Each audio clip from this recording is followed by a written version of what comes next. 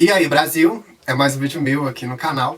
Se é a sua primeira vez aqui, seja muito bem-vindo. Meu nome é Maurílio Gomes, esse é o canal Por Outra Educação. Hoje eu vou falar sobre a história da educação no governo da presidente Dilma Rousseff. Só que antes de passar o conteúdo, eu peço se inscreva no canal, se junte aqui comigo em desejar uma outra educação para o Brasil e fazer aqui um ambiente, uma plataforma onde se discuta a educação com a qualidade que ela merece. Para começar a falar, eu tenho que trazer os aspectos do diagnóstico que eu acho que é muito bem recebido para a questão da educação. A Dilma não fez esse diagnóstico. Os dois documentos, tanto do programa de governo de 2010 quanto de 2014, busca trazer na memória os programas já desenvolvidos na educação pelo PT e muita fala sobre o Pronatec, que é a grande vitrine do governo da presidente Dilma Rousseff. Antes de discorrer sobre o assunto da educação, aqui no Brasil, nós acostumamos a pensar de que a educação ela vai avançar à revelia da nossa realidade social. Não, não vai. Quando eu disse que o Lula fez a gente perder tempo na educação, porque todas as condições positivas para se fazer mudanças estruturais na educação básica estavam postas ali no momento que ele chega no governo, e ele não fez. É preciso considerar, para a gente melhorar a nossa educação, melhorar também a nossa distribuição de renda, o combate à desigualdade social, que é um dos grandes atrasos do ponto de vista econômico do país. Então, antes da gente melhorar a educação, a gente tem que pensar em melhorar os outros fatores que resvalam na educação. Queria dizer também, observar que a literatura acadêmica, desde o ano de 2006, desde a reforma universitária, ela esvazia a questão da educação básica. Ela não busca tratar a educação básica. Ela mantém um perfil mais político do que acadêmico quando ela vai falar do período da educação no governo petista. E a Dilma ela vai manter ali, dar continuidade dos programas do antecessor dela, com os focos no ensino superior, mesmo público e privado, e na creche e na primeira escola. Ela vai manter o acesso de vagas até aqui conquistado desde a Constituição para cá, e nesse espírito da escola brasileira ser realmente pública no que se diz ao acesso. Falta muito o que se fazer na questão da qualidade. Ela vai manter essa questão, ela vai manter as matrículas tanto também na educação especial, de educação de jovens e adultos e no ensino técnico. Vai manter alguns programas do presidente Lula, como o ProUni e o FIES, que passa a partir de 2007 a financiar pós-graduação, como mestrado e doutorado. Ela mantém o Brasil na Olimpíada da Matemática, que vem uma herança do governo Lula, e até aquele ano de 2010 eles comemoraram ali a distribuição de 1.600.000 bolsas, tanto no ProUni quanto no FIES. Há também que notar um aumento na matrícula do ensino superior privado, que se explode no período do governo Dilma, e no público também, que aumenta significativamente. E esse aumento no ensino superior público se dá também à questão das cotas de 2006, né, que foram dadas aos negros, e as cotas sociais, que é o melhor legado do PT e o melhor legado da educação de toda a história. E por que eu falo isso? Porque ele deu condição do pobre a ter o mesmo ensino superior de qualidade que o mais rico, que já estava acostumado ali a ter o ensino geral no ensino privado, no setor privado, que tem uma qualidade melhor que o público, e jogar essa pessoa para o ensino superior público, que é o que mais tem qualidade. O setor público da educação superior é um setor que está à frente do setor superior privado, porque é na educação superior pública que se faz pesquisa, que se faz extensão, que tem inúmeros programas e que tem também o mestrado e o doutorado, assim como cursos depois desses níveis de ensino. Então, as cotas públicas, ela vem ser ali o melhor legado que o PT deixou na educação brasileira.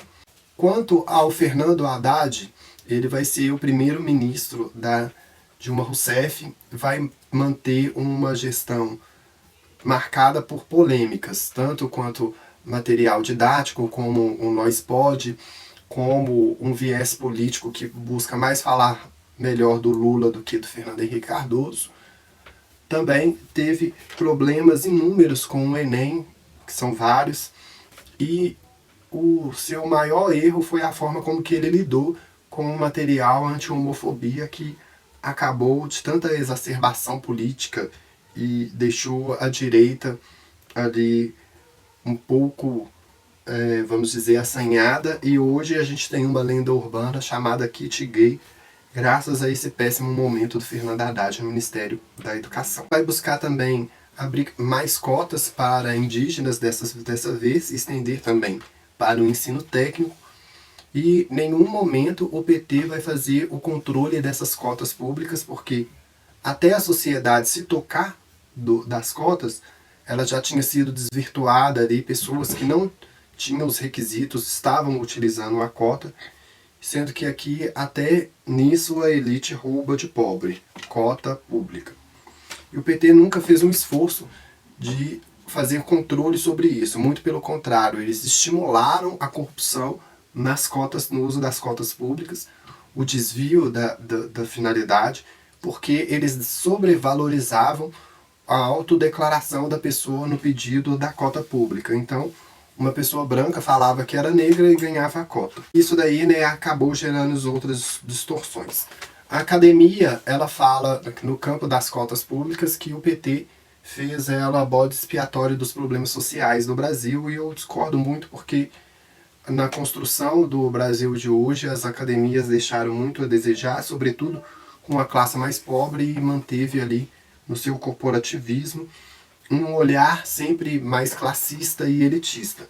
E não é somente, e não sou eu que estou dizendo isso, eu li textos do Boaventura que remete a gente pensar nesse tipo de universidade que a gente tem.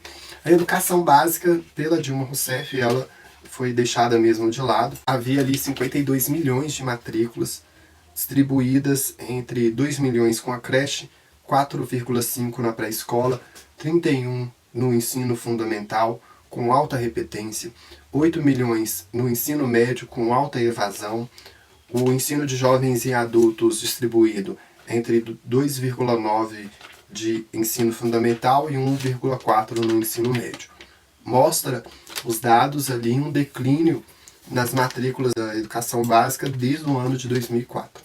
Quanto aos programas, o Mais Educação do ensino integral já havia sido desenvolvendo pelo Lula e foi mantido por ela, que era ajudar estados e municípios no ensino integral, em manter os alunos mais tempo na escola. Isso é muito bom mesmo. É uma coisa muito importante que aqui em Minas foi desmontada pelo Pimentel e terminada, sepultada pelo Romeu Zema. Vinha sendo desenvolvida aqui nas duas gestões tucanas, tanto do Aécio quanto do Anastasia. Mas os últimos governadores resolveram desmontar esse legado do ensino integral. O programa mais famoso, um dos mais famosos do governo Dilma, é o Ciências Sem Fronteiras, que busca colocar cientistas brasileiros fora do país. Isso é bom? É, mas quando esses cientistas voltam para o país. E o problema é que o PT da Dilma buscou mais colocar bolsas no Ciências Sem Fronteiras, mais para ficar exportando a nossa mentalidade científica. Ou seja, pega os melhores profissionais do Brasil, gabarita eles, mas eles vão servir a outros países porque não se pensou na cadeia de empregos para esses formados no Ciências Sem Fronteira, e a gente acaba colocando para fora, exportando a nossa intelectualidade aí, as pessoas capazes de construir a expertise brasileira, porque não tinha como o mercado interno absorver esses profissionais altamente gabaritados. E aí gera um problema. o outro programa famoso, que é o Pronatec, que é o curso de educação profissional, técnica e tecnológica. É um curso gratuito, dado para trabalhadores e pessoas com vulnerabilidade social. Ele tinha auxílio alimentação, auxílio transporte e auxílio também ao material didático. E o Pronatec é um programa interessante porque, além disso, além desses, ele havia outros subprogramas na base dele, que era o Bolsa Formação, o Brasil Profissionalizado, o acordo de gratuidade e ainda o estímulo de se criar uma rede de ensino técnico no Brasil. Só que ele também, como tudo que o PT fez, acaba sendo um divisor de águas. Por quê? A literatura diz que o Pronatec seguia a lógica de mercantilização do ensino e também, né, de privatização do setor, porque jogava esse pessoal todo no sistema S, porque não tinha sido desenvolvido um projeto para desenvolver essas escolas. E o que é pior é que, no mesmo ritmo que a Dilma estava fazendo o Pronatec, ela estava fechando empresas com a sua nova matriz econômica, que via sendo desenvolvida a partir da ocupação do Manteiga no Ministério da Fazenda. E todo um desmonte de empresas começava sendo feito ali em 2008. E no ano de 2010, a Dilma vai fazer o Pronatec, concomitante a isso, ela vai começar a fechar empresas. E ela permanece ali com o Pronatec e com esses dois movimentos, fazer Pronatec na educação e no campo econômico fechar empresas. Sem contar que ela também não tinha desenhado como iria estruturar uma nova cadeia de empregos, criar novas cadeias de empregos para que esses profissionais já diplomados possam ter o seu trabalho. E faltou planejamento nessa área, sem contar que ela estava fazendo Pronatec fechando empresas. É muito engraçado.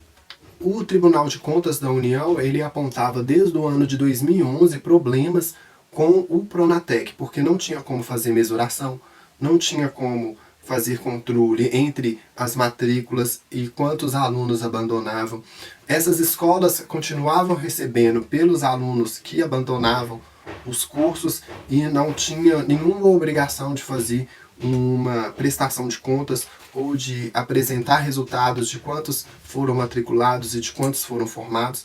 E a Dilma faz vista grossa quanto a esse controle no Pronatec, e ele vai vendo ano a ano com inúmeros problemas, desde o site que colocava as matrículas até nos resultados finais, e ali uma série de outros problemas e irregularidades que foram percebidos pelo Tribunal de Contas da União, só que a Dilma faz vista grossa quanto a isso. Mas, mesmo assim, as escolas continuavam recebendo pelo Pronatec. No ano de 2011, ela vai abrir cotas para indígenas, mas deixa as cotas soltas com o mesmo propósito de supervalorizar a autodeclaração da etnia e não faz nenhum controle, e as cotas acabam sendo surrupiadas por quem não deveria. Em 2012, ela vai instituir o programa de reestruturação do ensino superior privado, vai fazer com que as faculdades não tenham que pagar suas dívidas, trocando as dívidas por bolsas quase integrais, né, com 90% de desconto. Ou seja, é jogar ainda a classe popular mais no buraco, fazendo com que ela fique com um diploma de ensino superior de qualidade regular. E nisso é mesmo um escândalo, né? Porque ela perdoa dívidas de um setor econômico que busca mesmo lucro na educação e que já recebia isenções fiscais inúmeras, né? No mesmo ano, ela expande o acesso para o ensino técnico no país. Vai fazer, no ano de 2013, mudanças na matrícula da creche pré-escola, alterações na Lei de Diretrizes e Bases com a Lei 2.796, de abril de 2013. Também fazer mudanças acerca dos profissionais desse nível de ensino. No mês de junho de 2013 vem as manifestações, inclusive, pedindo mais educação. E aí começa mesmo os problemas, principalmente no que se diz a qualidade da educação básica. E por que eu digo isso? Porque a nova matriz econômica da Dilma fez com que piorasse esse histórico da educação básica, que já vinha desde 2006 com uma asfixia orçamentária. Porque ela fez o Bolsa Empresário, ela fez desonerações, isenções fiscais, distribuiu a rodos benefícios e vantagens tributárias, desidratando as receitas dos estados e municípios, estrangulando ainda mais o dinheiro que era para ser gasto com a educação básica. E isso daí, né, estimulou todo tipo de desvio do Fundeb, que ele explode de desvio e mau uso desde quando ele foi criado, mesmo tendo o PT colocado o crime de responsabilidade lá no artigo 60. Uma distorção, porque institui o crime de responsabilidade, mas não cria as condições para que os tribunais de contas dos estados penalizassem o estado ou o município que fizesse um desvio ou corrupção do dinheiro do Fundeb. Aqui no Brasil, gente, até dinheiro da educação básica é desviado. Tem corrupção até no dinheiro da educação. E o PT não fez absolutamente nada disso nesses longos anos de administração. Em fevereiro de 2014, ela vai fazer uma abertura de créditos para o Pronatec, já com o olho na eleição de 2014, que em fevereiro de 2014 ela manda para o Congresso a abertura desses créditos. E é isso que ela vai deixar de fazer no ano de 2016 com algumas outras contas que ela vai abrir o crédito sem ter aprovação congressual. E aqui a Lei 12.956 é a aprovação do Congresso em torno dos créditos para o Pronatec. No mesmo ano, em 2014, ano de eleição, no dia 25 de junho, ela aprova o Plano Nacional de Educação com 3 anos de atraso. A discussão ficou muito resumida na questão do percentual do PIB que seria gasto com educação. No MEC da Dilma passaram 6 ministros, né? Tiveram 6 ministros. O Fernando Haddad, que eu já falei, o Aloysio Mercadante, que passa por 2 vezes no Ministério, o José Henrique Paim, o Cid Gomes e o Renato Janine Ribeiro. O Ministério da Educação ele vai ter um orçamento 10 vezes maior que um ano de 2000. Desde 2008 vai vir também com problemas no empenho dos gastos. Se empenha o gasto, mas não efetua esses gastos. É o orçamento que teve a maior ampliação desde o governo Lula. É sério, é verdade isso.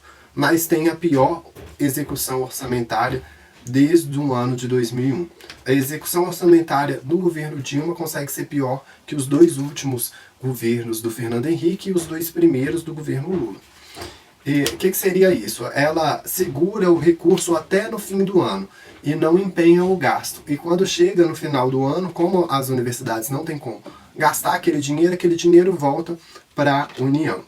Então ali os 4 primeiros anos do governo da Dilma tem uma expansão significativa, só que tem uma pior execução orçamentária. E a Dilma ganha a eleição no ano de 2014. Em 2015, ela usa o lema da pátria educadora. E ela faz um maior estelionato eleitoral, porque na eleição de 2014, ela falava que o Brasil estava ótimo, estava maravilhoso. E em 2015, ela começa os cortes, os contingenciamentos. Inúmeros contingenciamentos. Tem greve no período desses contingenciamentos e também no início do ano do governo dela, né? O próprio setor da universidade fica insatisfeito com a gestão da Dilma, até mesmo por conta do próprio Reúne. Na minha opinião, a Dilma ela é uma mulher muito desencontrada na educação, porque depois da pátria educadora, os cortes na educação vinham sendo feitos de maneira ali, sistemática. Porque, veja bem, você vê, a Dilma fazia Pronatec enquanto fechava empresas.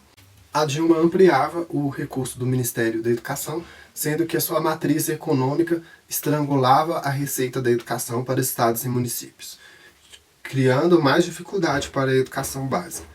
E preste atenção, depois das manifestações de 2013, com o pedido de mais educação, ela encomenda um projeto de reforma educacional ao Roberto Mangabeira Unger, que foi o seu secretário de Assuntos Estratégicos da Presidência da República.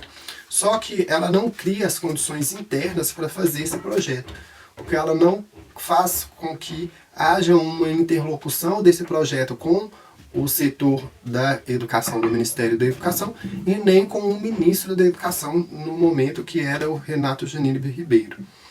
E ficou muito clara na entrevista do Janine no Roda Viva sobre um certo estranhamento entre ele e o Mangabeira Unger.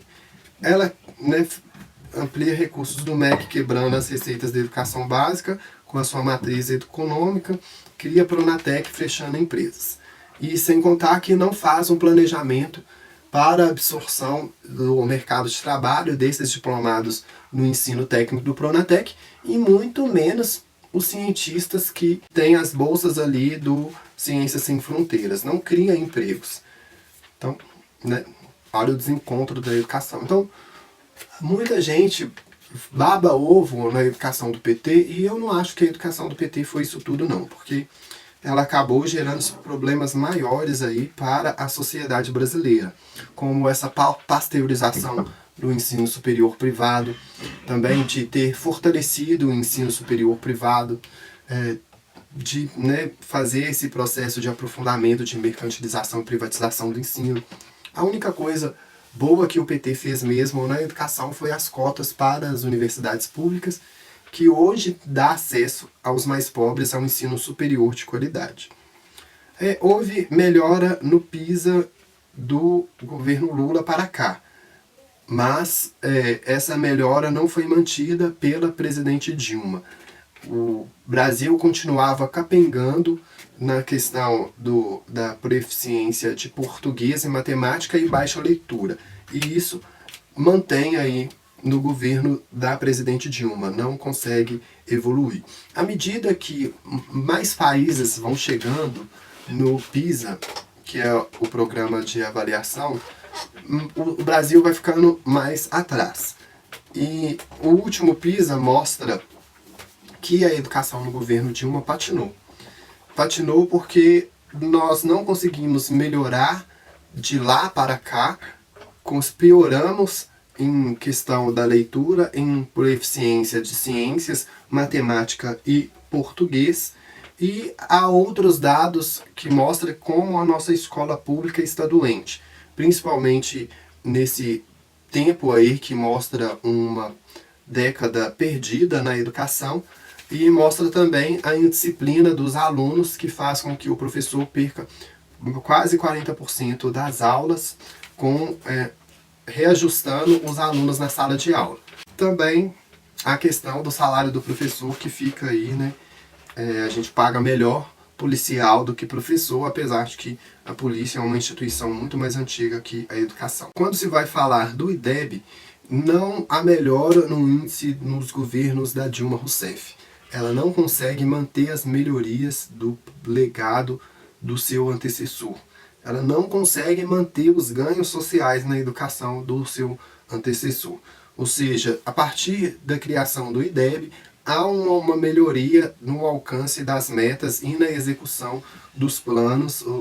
Os anos vão se aliando ali com as metas, mas com a Dilma Rousseff essas metas não são batidas, não são alcançadas, e ela não consegue manter ali o legado da educação do governo Lula. As únicas metas alcançadas do governo da presidente Dilma são só nos anos iniciais do ensino fundamental. Muita coisa fica a desejar. Há um aumento do analfabetismo. O que deve ser observado é que o analfabetismo desde o governo Lula não tem um tratamento muito sério.